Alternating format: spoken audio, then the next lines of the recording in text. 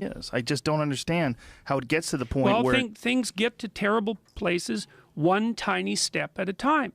You know, if I encroach on you and I'm sophisticated about it, I'm going to encroach 2 millimeters. I'm going to encroach right to the point where you start to protest. Then I'm going to stop.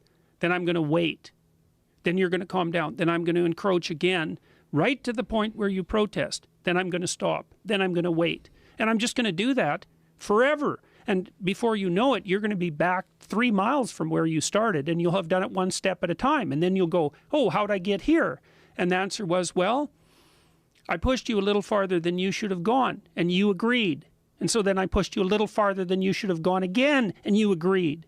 And if anybody's interested in this sort of process, and this is a horrifying book, if you want to read about how this process works, you can read a book called Ordinary Men by Robert Browning. And Ordinary Men is about, Browning was interested in how the Nazis trained how they trained people to kill, basically. And so Robert Browning studied this police battalion. It's a very interesting book. So these were middle-aged German men. So they were raised and educated really before Hitler came to power. So they weren't indoctrinated Nazis. They were policemen.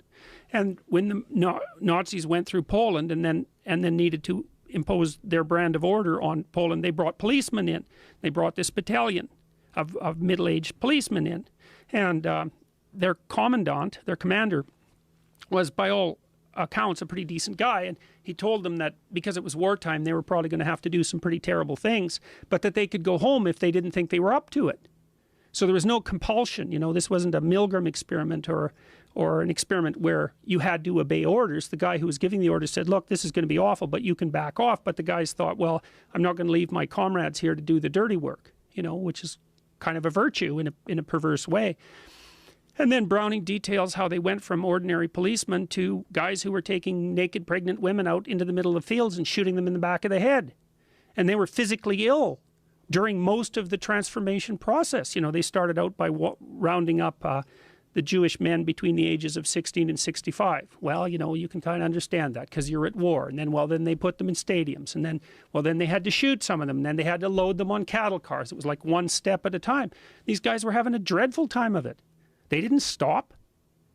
They didn't stop.